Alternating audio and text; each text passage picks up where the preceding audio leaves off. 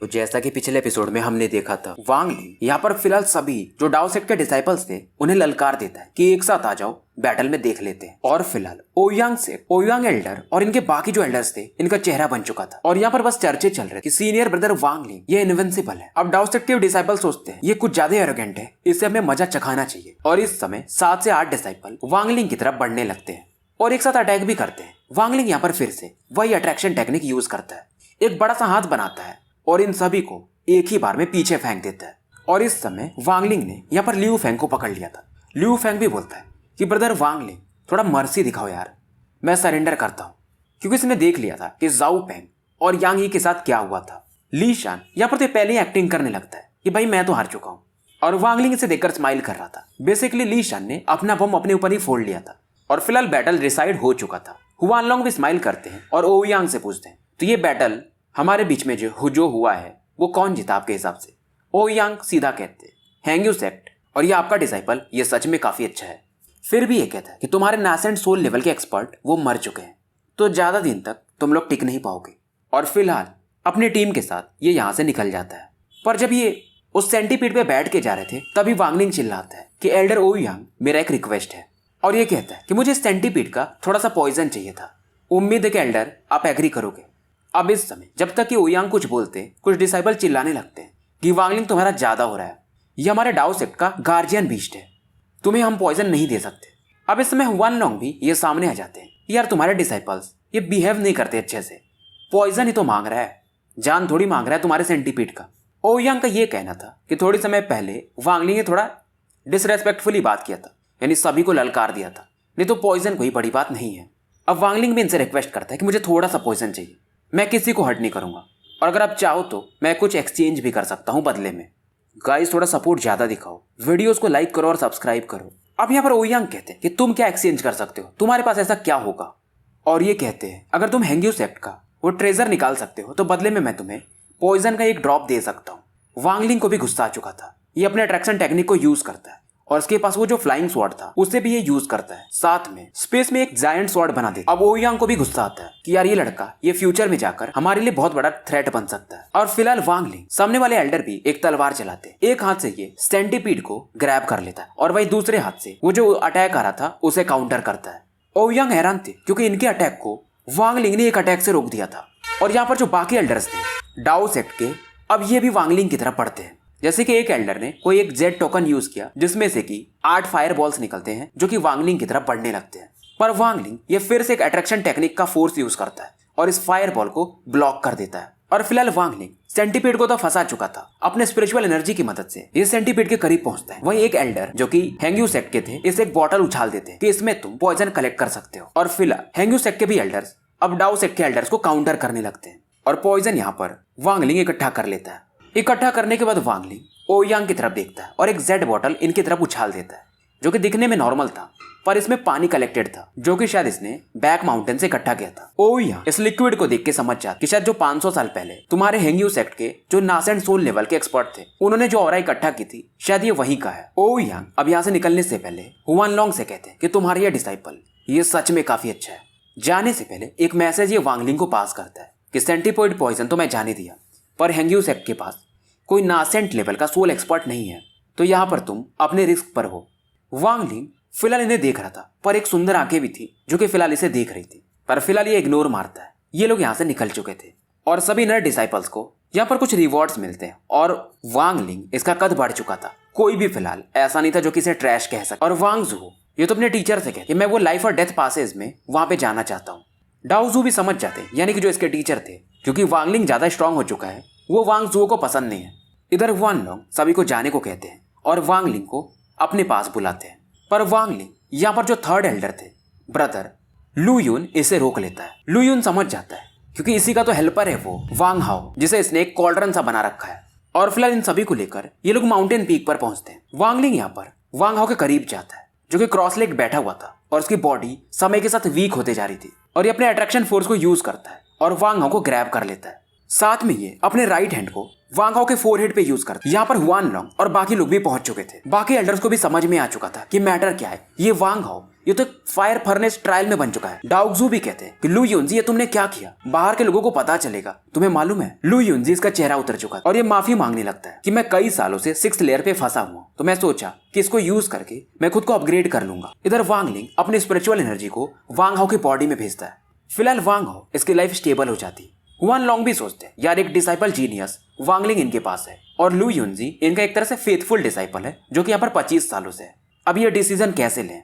और ये डाओक्सू से कहते हैं क्योंकि तुम डिसिप्लिनरी कमेटी के हेड हो तो तुम्हें सोचना है कि तुम्हें फिलहाल लू युनजी से कैसे डील करना है। डाओक्सू तुरंत ही कहते हैं कि लू युनजी ये 20 साल सेक्लूजन में रहेगा। और हुआन लोंग इस समय ये तुरंत ही कहते हैं वांगलिंग से कि आज से ये वांग हाओ भी इनर डिसाइपल बन चुका है। तुम ऐसा समझो, हालांकि ये काफी बुरा था पर फिर भी वांग हाओ के लिए अच्छा होगा। वांगलिंग इनकी बात मान लेता है। अब मतलब शायद कुछ और टेक्निक्स थी जिससे कि शायद वांग हाओ कुछ ही समय में अब रिकवर कर सकता था। और फिलहाल हुआन लोंग वांगलिंग को अपनी तरफ बुलाते हैं। अब हुआन लोंग इसे एक कमरे में लाते हैं और वांगलिंग से कहते हैं तुम्हारे पास गट्स तो है। वांगलिंग भी कहते हैं आपको जो कहना है वो कहो। और ये पूछते हैं वो टेक्निक कौन सी थी जो तुमने उस समय यूज किया था फाइट के दौरान। वांगलिंग फिर से कहता है अट्रैक्शन टेक्निक। और अगर आपको विश्वास नहीं है तो मैं फिर से आपको वो टेक्निक दिखा सकता हूँ। और ये फिर से करता भी वैसा है, जो कोई भी चीज है वहां पे पड़ी है उसे अट्रैक्ट करता है। हुआन लोग ध्यान से देखते हैं कि बात तो सही है, ये अट्रैक्शन टेक्निक है। फिर भी ये कहते हैं तुम्हारा पावर लेवल ये 3rd लेयर पे है, पर इतना ज्यादा पावरफुल तुम कैसे हो सकते हो, सही सही बताना मुझे। वांगलिंग भी कहता है मुझे भी आइडिया नहीं है, बस मैं कल्टीवेट कर रहा था और मेरा पावर लेवल अचानक से 3rd लेयर के पीक पर जाके रुक गया था। हुआन लोग फिर से कहते हैं क्या तुम सच नहीं बताओगे? वांगलिंग इशारा करता है कि मुझे सच में नहीं पता। और गाइस वीडियोस अगर भी चाहिए तो सपोर्ट भी जरूरी है, क्योंकि मैं ऑफिस से 7 बजे आके वीडियोस बनाना शुरू करता हूँ, तो मोटिवेशन रहेगा तभी वीडियोस लंबे आएंगे। इधर हुआन लोग ये सोचते हैं कि कुछ भी हो इस बंदे को हम खो तो नहीं सकते। और ये फिर से पूछते हैं कि डाओ सेक को जो तुमने दिया उस बोतल में क्या था। वांगलिंग यहाँ पर 2 बोतल और निकालता है और हुआन लोग को पकड़ा देता है। हुआन लोग कहते हैं ये तो बैक माउंटेन का रिवर वाटर है। हुआन लोग कहते हैं ठीक है, कल के दिन मिलना मुझसे, मैं तुम्हें स्क्रिप्चर लाइब्रेरी लेके जाऊंगा और तुम्हारे लिए हम एक कल्टीवेशन टेक्निक ढूंढेंगे। वांगलिंग भी अब यहाँ पर काफी एक्साइटेड था और यहाँ से निकल जाता है। अब इसके जाने के बाद एक और एल्डर थे शेंगुआन करके, वो हुआन लोंग से पूछते हैं कि क्या आपको लगता है कि वांगलिंग सही बता रहा था। और यहाँ पर शायद एक और एल्डर थे जो कि काफी बूढ़े थे और ये कहते हैं हुआन लोंग तुम्हें नहीं लगता कि कुछ भी हमें सही नहीं बताया। हालांकि हुआन लोंग सेक्ट एल्डर थे, सॉरी सेक्ट हेड थे, पर ये लोग जो थे उम्र में और पावर में इनसे भी ज्यादा थे। वैसे ये 10 लोग यानी 10 एल्डर थे यहाँ पर, ये हमेशा कल्टीवेशन में रहते थे, पर ये शॉक्ड सीन सुन करके ये बाहर आए थे। और शेंगवान एल्डर कहते हैं हालांकि उस पानी से फायदा तो है, कल्टीवेशन में मदद मिलता है। एक चीज तो उसने सही बताया।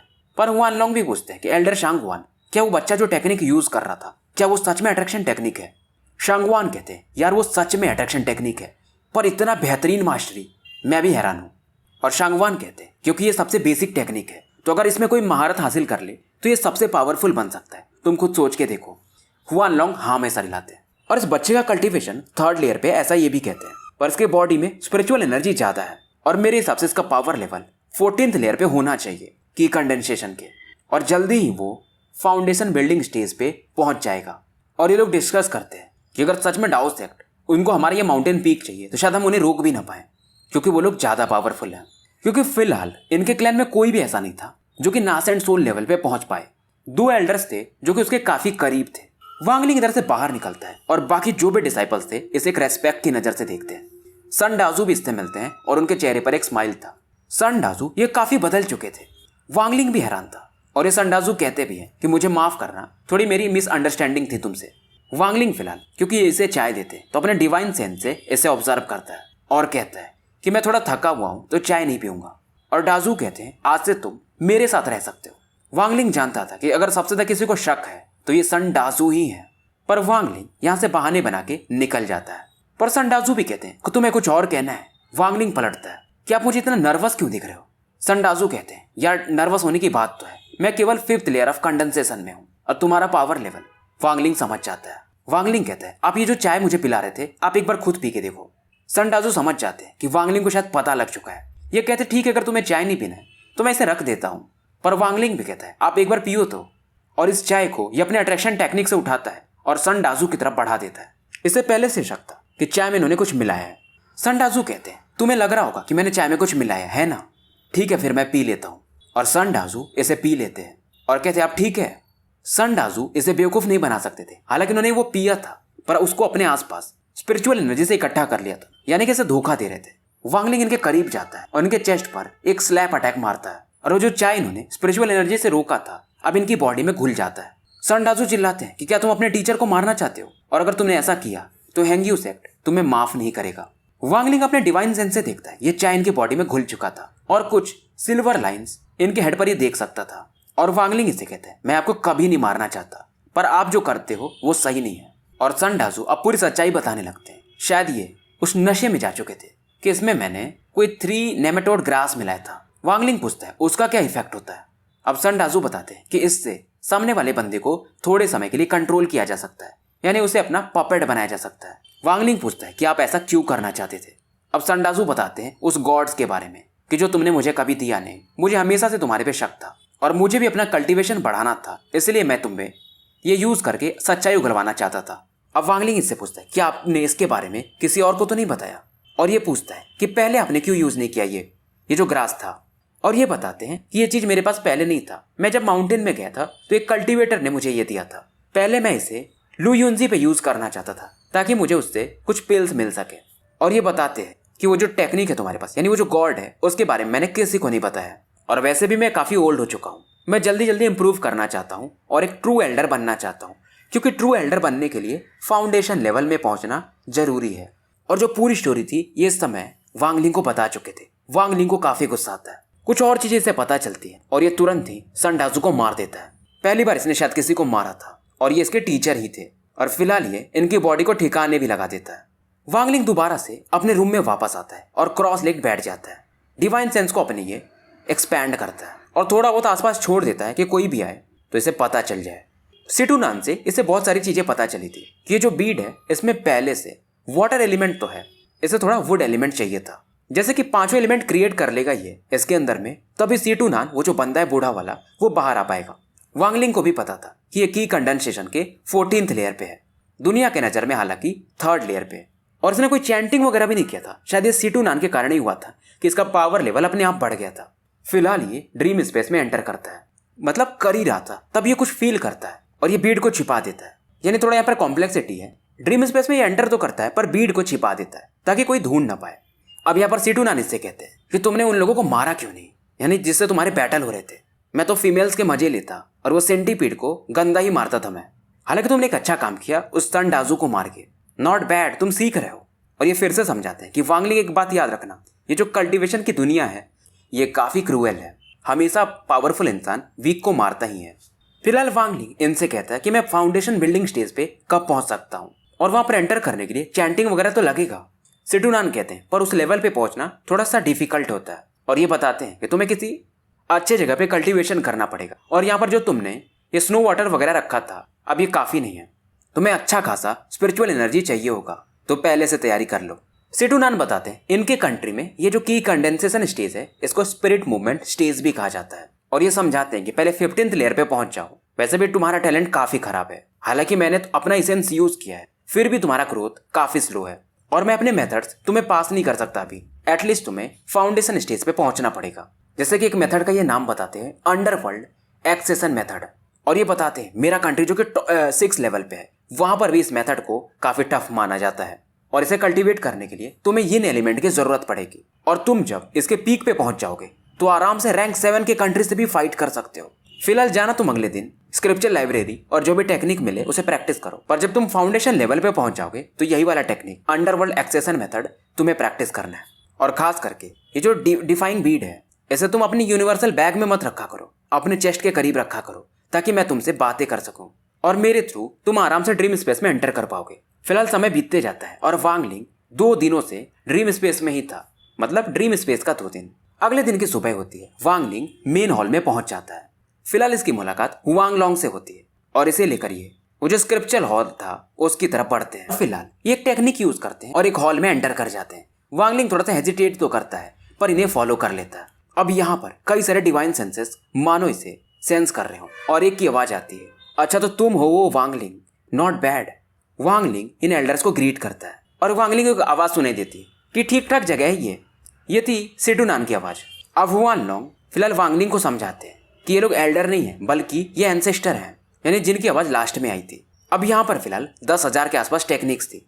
वांगलिंग किसी को भी चुन सकता था क्योंकि इसने अच्छा काम किया था। और वान लोंग इसे समझाते कि ज्यादा लालची मत बनना, जो कि तुम्हारे काम की चीज हो उसी को चूज करना। वांगलिंग यहाँ पर अभी सोच ही रहा था, तभी सीटू नन बोलते हैं अंदर से कि यार एक कोर फॉर्मेशन लेवल का बंदा यहाँ पे एंसेस्टर है। मैं तो बचपन में इन लोगों के साथ खेलता था और कुछ लड़कियां वो तो मेरे साथ सोना चाहती थी। वांगलिंग फिलहाल सीटू नन की बातों को इग्नोर मारता है और फिलहाल ये अपने लिए टेक्निक ढूंढने लगता है। स्टोरी को यहीं पे समाप्त करते हैं और मिलते हैं फिर कल एक नए वीडियो के साथ।